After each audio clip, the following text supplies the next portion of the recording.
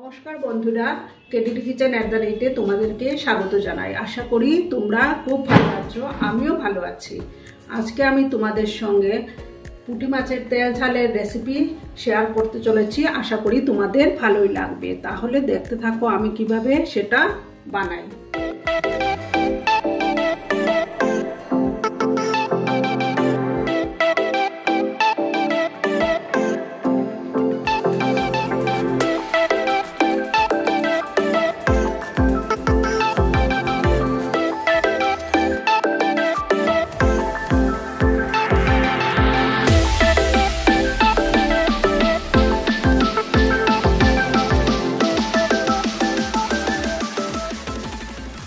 বসিয়ে দিলাম, প্যানটা আমার গরম হয়ে যাক, তারপরে আমি তেল দেব। আমি এই রান্নাটা সর্ষের তেল দিয়ে করব। এবার আমি তেল দিয়ে দেব। তেলটা ভালোভাবে গরম করে নেব। তেলটা আর একটু গরম হোক, তারপর আমি মাছগুলো ভেজে নেব। তেলটা আমার গরম হয়ে গেছে, এবার আমি মাছগুলো দিয়ে দেব। আমি আগে পুঁটি মাছগুলোকে কেটে ধুয়ে নুন হলুদ মাখিয়ে নিয়েছিলাম।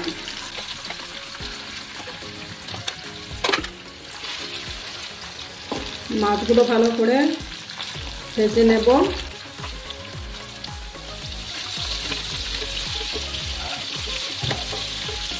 মাছগুলো ভালো করে ভাজা হতে থাক। আর কিছুক্ষণ এইভাবে আমি মাছগুলো ভেজে নেব।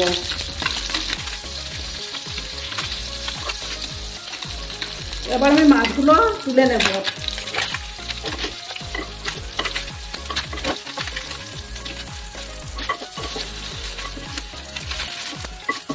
এবার আমি তেল দেব আর একটু।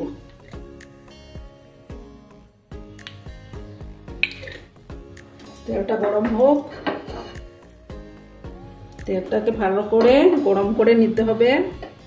তারপর আমি এখানে কালো জিরা দিয়ে দিব।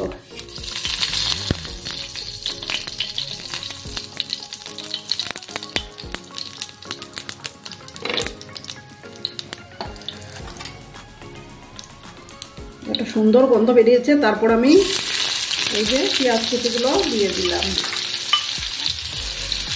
আমি এখানে দুটো মিডিয়াম সাইজের পেঁয়াজ চপ করে নিয়েছিলাম, সেগুলো দিয়ে দিলাম।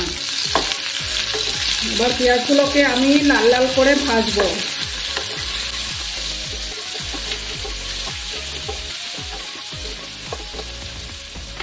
সামান্য 1 চিমটি নুন দিলাম, যাতে পেঁয়াজগুলো তাড়াতাড়ি লাল হয়ে আসে বা সফট হয়ে যাবে। পেঁয়াজগুলো একটু লাল লাল করে ভেজে নেব।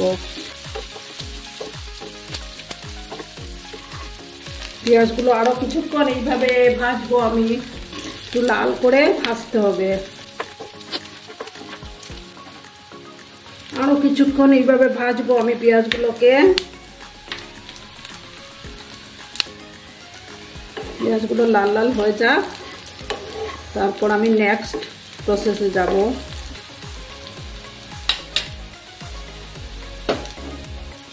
আমি এইখানে দেখো এই যে 1 চামচ হলুদ শস্য আর 1 চামচ চার মগজ দিয়েছিলাম। তোমরা চার মগজের বদলে পোস্ত ইউজ করতে পারো। আমার পোস্ত ছিল না, তার জন্য আমি চার মগজ নিয়েছি। 4টা কাঁচা লঙ্কা একসঙ্গে গ্রাইন্ডারে মিক্স পেস্ট করে নিয়েছি। এবার আমি এটার মধ্যে সর্ষের তেল দেব।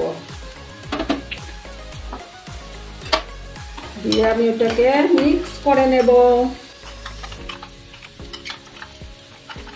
দিয়ে এবার এটাকে দিয়ে দেব দুটো চেরা কাঁচা লঙ্কা। চুলার আঁচটাকে আমি কমিয়ে রেখেছি।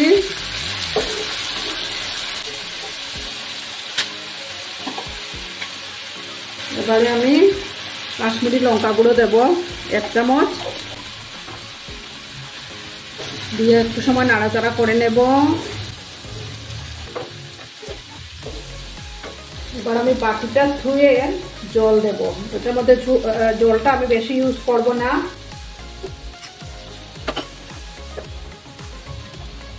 সামান্য একটু হলুদ গুঁড়ো দিলাম। আর একটু জল দেব। এটাকে ঢাকার কোনো প্রয়োজন নেই। এখন আমি পরিমাণ মতো নুন দিয়ে দেব। তোমরা স্বাদ মতো নুন দেবে। এবার আমি মাছগুলো দিয়ে দেব।